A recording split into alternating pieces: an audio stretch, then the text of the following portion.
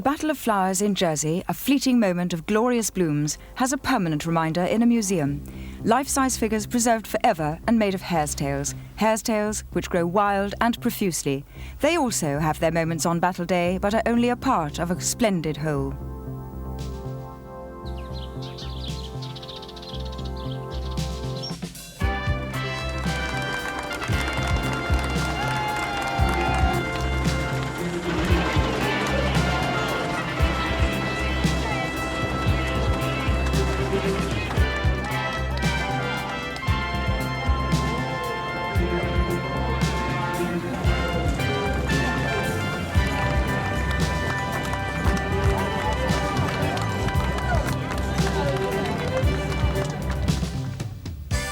All that, of course, doesn't happen without a great deal of work.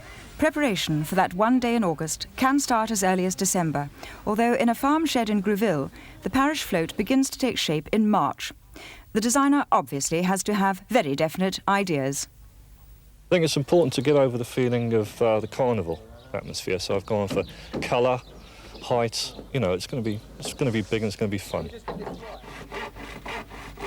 In another part of the island, the Women's Institute have roped in helpers to build them a larger float than last year's, which means at the end of the day, they'll have a much bigger cash return, whether they win a prize or not. They're wise in other ways too. No trusting the vagaries of the weather, they choose to enter with paper flowers, 15,500 of them.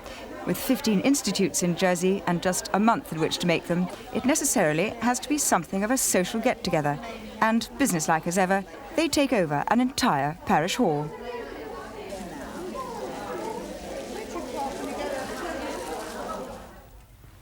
The Young Farmers Club, however, remain optimistic about the summer. They've planted 30,000 asters and weed between the rows regularly, once a week.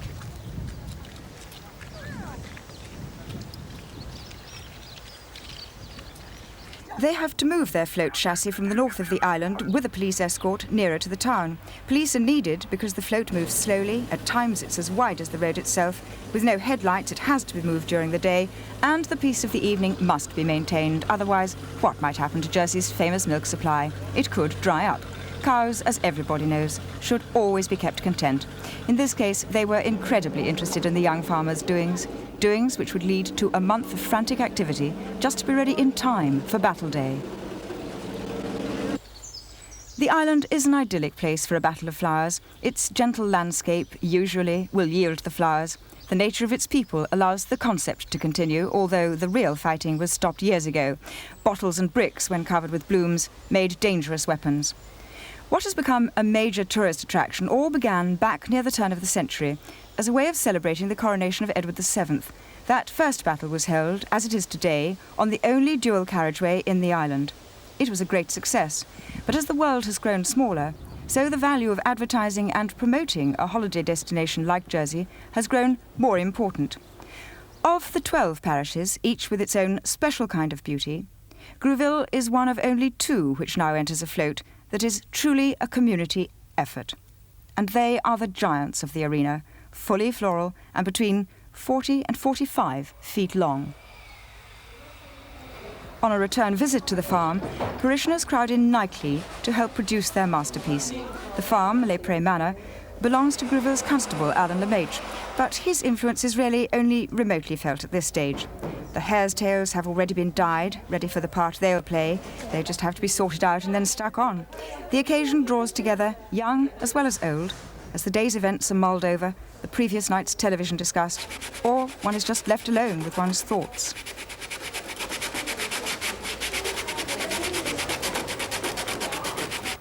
The shed, of course, is part of a working farm, and as such, over the years, has collected much more than just dust. But for each summer, it collects the secrets of what 45,000 people will see on an afternoon in August. Secrets, because part of the joy of the competition is not knowing what the other fellow's going to do. Artists of all kinds will be combining their talents. Miss Battle of Flowers, 18-year-old Christina Fannican, works in a bank, and so does Nigel Borer. He's made Christina's dress for the dance held in the evening, after the battle is over. Nigel has also designed and made costumes for the pantomime held each winter. But even that knowledge can't allay Miss Battle's pre-first night nerves completely. Is it the colour? Does the colour of the netting emphasise the colour of the dress at all? No, because the silk's too thick. It doesn't show through at all. Sorry. The excitement of rustling layers of net beneath a dress of shot silk taffeta is enough to quicken the beat of any girl's heart. But the title of Miss Jersey Battle of Flowers is not solely for the glamorous. Far more important, say the people who know about these things, is her personality.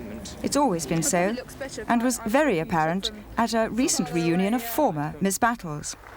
A nostalgic occasion, recapturing 30-odd years or so. Only a few didn't make it back. Otherwise, from the year Miss Battle was first elected, back in 1953, each one was on parade again. It was the Battle of Flowers Association's gesture, celebrating the island's 40 years of liberation from German occupation. Back in 1954, Miss Battle was Maureen Hobbs, now Mrs. Gordon Wakeham, and still living in the island. Her day was shared by a film star, Mr. Battle, Anthony Steele. And in 1954, it seems the sun shone a great deal. There also seemed to be an abundance of flowers and people and noise and atmosphere, and generally all the reasons why we tend to refer, sometimes mistakenly, to the good old days.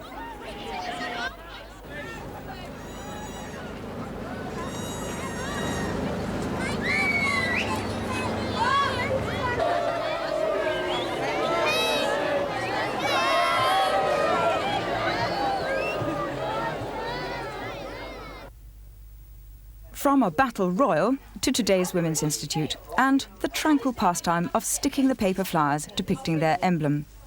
It has to be tranquil, really. You can't hurry glue, and fellow workers tend to get a trifle rattled if work isn't up to a consistently high standard.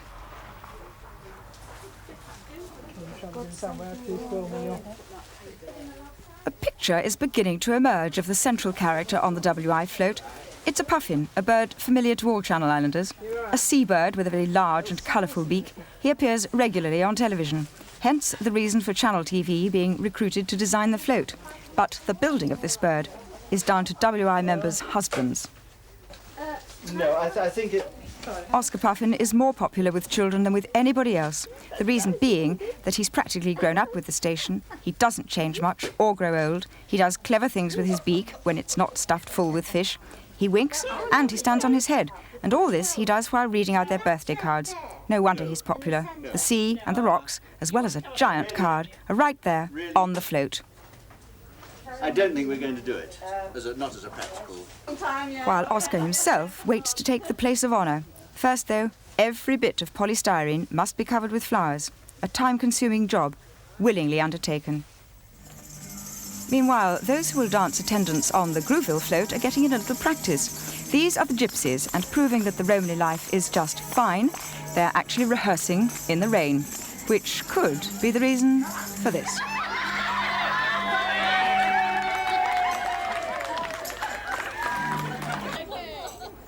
The sun god and moon goddess and their little godlets are merely having a costume rehearsal, while a courtly dance follows, executed by the kings, queens and jacks from a deck of cards. So what the float mystique will portray is also becoming clear. Gypsies and cards and fortune-telling. Yes, on the eve of the battle, the float stands almost complete, a 43-foot-long culmination of the designer's dream.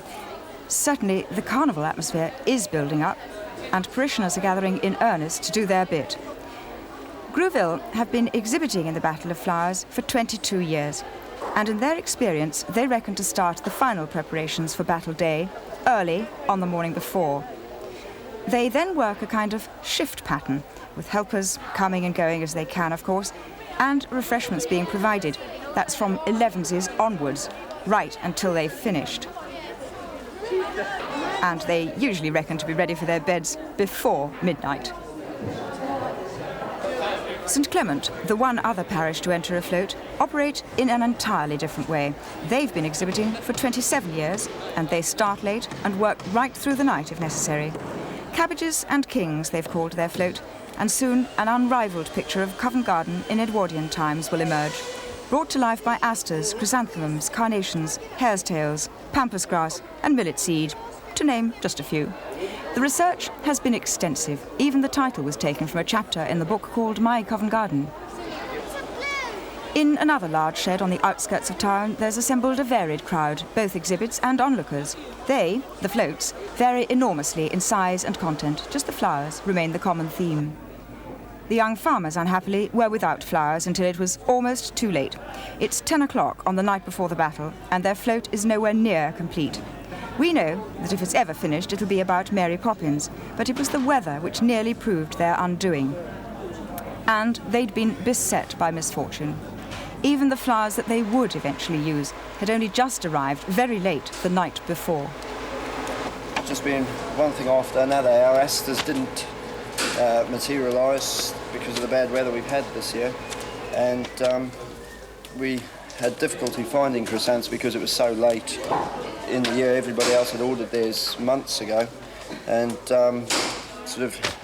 we eventually found some, but that, as I say, that order disappeared to an auction in Holland somewhere.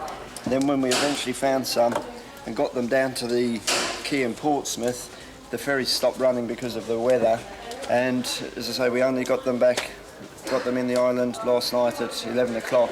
By the time we had them unpacked off the container and up here, it must have been 20 to 12. They had to be put in tubs of water to try and give them a drink after being in boxes for 2.5 days.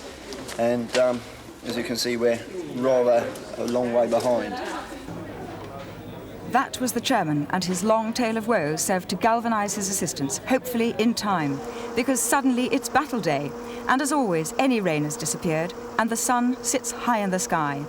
Grouville's sun-moon has to find its way onto the front of their float, where they will revolve around each other, at least for the rest of today. And St Clement's is having the last-minute touches added too.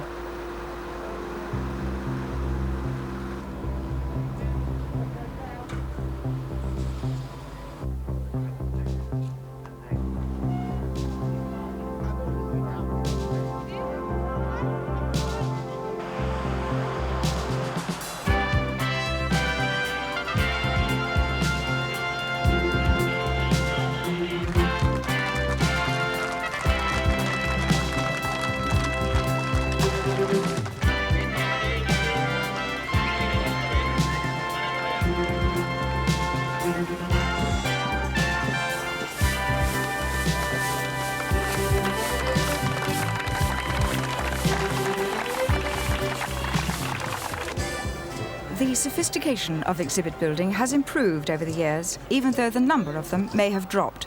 By the time they're paraded around the arena, the judging will be over, the judging of many hundreds of hours of hard work. 4 awards, though, are judged during the parade from the grandstand. As you'd expect, they're for trophies like the best costumed, the most humorous, animation, and for the float with the most carnival atmosphere.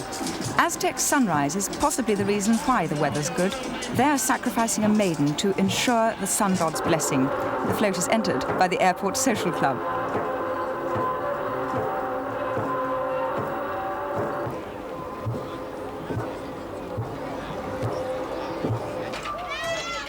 The Girl Guides Association, celebrating 75 years of guiding, have a girl guide rushing down a slope on roller skates to take the flame of friendship to a ranger guide who's camping. The Good Companions Club is for people over 60. They design and make all their own costumes and join with alacrity anything that's going on. The spirit of the day manages to permeate just about everybody. It flows, mellows, enchants. And a name synonymous with the Battle of Flowers is Florence Bechelet. She's been exhibiting with hare's tails since before the war, 1934 actually, and runs the Battle Museum. The Bateau de Luxe could have been a luxury liner or galleon in the time of Elizabeth I. Whether it would float is another story, but the crew don't appear overly concerned, young as they are.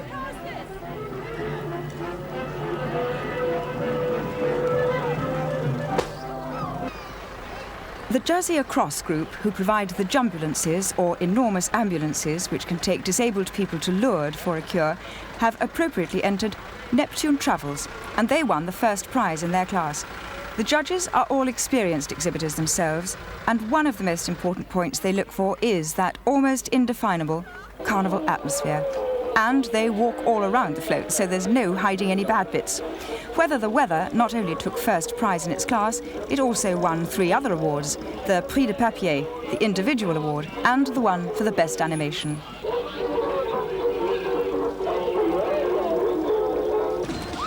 The Jersey Cheshire home, with their Cheshire Smilers, have Santa-sur-Mer, or in other words, Father Christmas having a jolly well-earned holiday on the beautiful island of Jersey, and 2 little mermaids, as well as residents, staff and volunteers of the home, and 30,000 paper carnations. Oh, and here comes the Women's Institute, 10 of them dressed as sailor boys, with the unenviable task of pulling that big, fat Oscar puffin. His beak seems to be permanently stuck open. Oh, he's been talking too much, that's the trouble. We've been clacking all morning and all afternoon. We've just stopped now for a rest. There are always lots of beauty queens around the arena. Not only local girls, they come from the other islands, from England and from France, to support not just the day, but the day's special lady and, of course, her escort, Mr. Battle, DJ David Hamilton. They got a grand float for us. This is marvellous. Well, you've obviously got your admirers in the crowd, and as they say, it never rains on Battle Day. Well, I'm not a superstitious person, but that does seem to be true. And what about Miss Battle? How are you enjoying? How are you enjoying your day? I think she's carried away at the moment. It's fantastic. It's a beautiful atmosphere, and it's lovely to see all this hard work hasn't been wasted by the weather. Christina Fannican, if she wasn't used to confronting cameras before, will be very soon. Having a nice time. Following in Christina's footsteps in a few years' time could be junior Miss Battle, Catherine Gerard. Her escort is Andrew Frigo. All Tied Up has won the Most Humorous Award. It was entered by the Beaches Old Boys Association, past pupils of De La Salle College. The choice and use of colour is another important aspect of producing a prize-winning float. So it's very little wonder that the steam train, belonging to the Optimist Club, should move away with 3 major awards: the Prix d'Excellence, the Grand Prix des Fleurs, Best Floral Exhibit other than the parish classes, and the Clubs and Associations Award. Happy Days has gone back to summer holidays during the last century, complete with the appropriate costumes.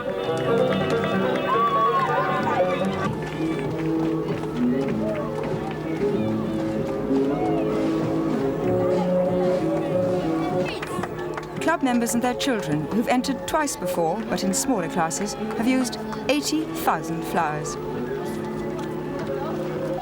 Granvaux Youth Centre took the Senior Youth Club Award with International Youth Year. Members and friends of the club portray children of as many nations as they can, united across the world. And it's the first time with a fully floral float. The Department of Agriculture and Fisheries are also venturing for the first time into the fully floral 40-foot class. Department staff have won first prize for 2 years running in the semi-floral class.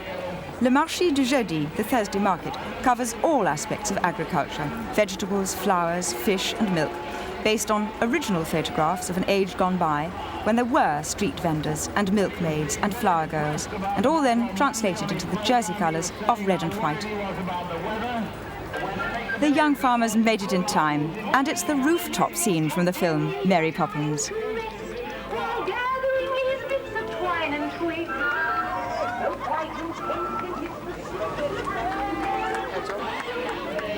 What time did they all eventually finish, I wonder? We managed to get it all finished by about 20 to 4, something like that. We moved the floats 6:30, 7:15 this morning, and had a lot of repairing to do by the time we got down here. Because, why was that?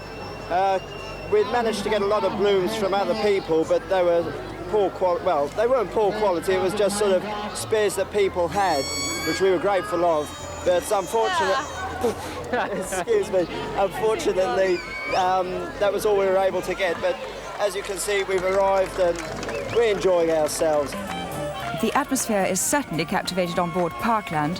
Whether you like jazz or not, the Black Butter Jazz Band transmit the sort of enthusiasm that's very difficult to ignore.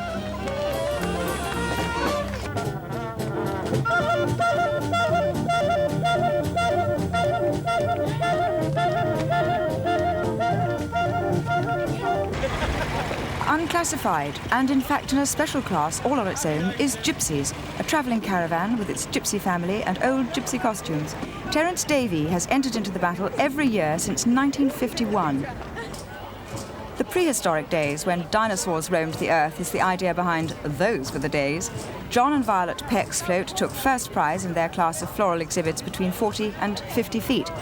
But they have been exhibiting for 13 years. It's the island's Lieutenant Governor's first battle, though. And his impressions? Absolutely tremendous. There really aren't enough superlatives in the book to describe it, are there? Both the atmosphere, the skill in building the floats, tremendous effort put into them. And when we went round and saw them being built last night, you could feel, the community feeling that there was about. Absolutely terrific. Now, I'm most impressed. St Clement's have assembled characters dressed as authentically as possible, portraying people of the Edwardian era to accompany Cabbages and Kings. There are flower sellers and merchants, costermongers, balloon sellers, chimney sweeps, barrow boys and urchins, and somewhere mixed in with that lot, there's the gentry.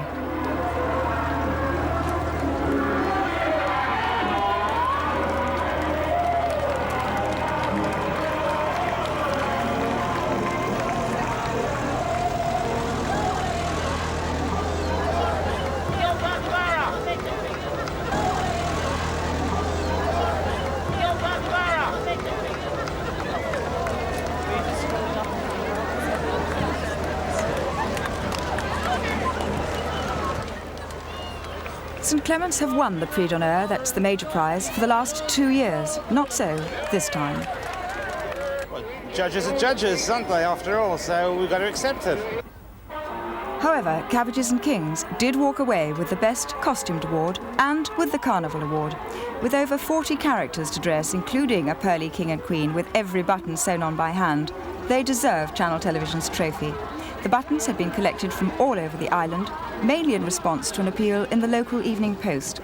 The award for the best carnival atmosphere, of course, is one of the awards only given once the parade has started.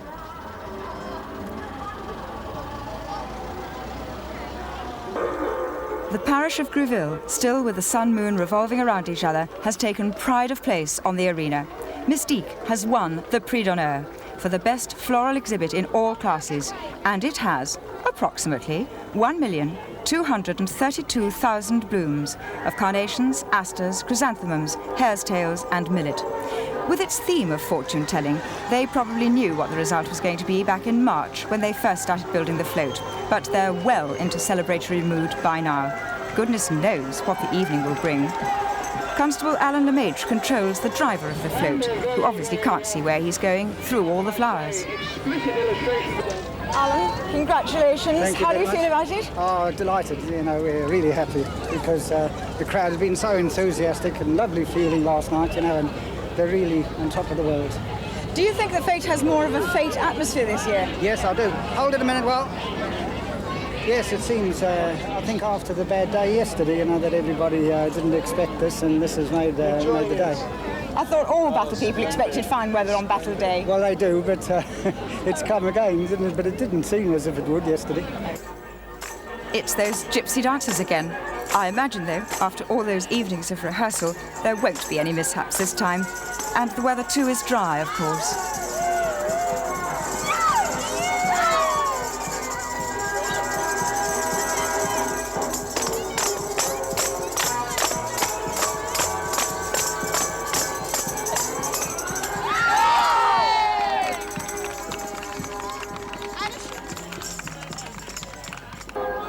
Somebody is resting on his laurels.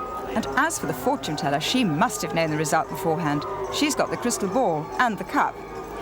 But the day is nearly over. And it's time for the finale. Bangs and whistles and airborne presents. Daylight fireworks and a return visit from the Marlborough aerobatic team in formation display. And it's take-off time right now for next year's battle.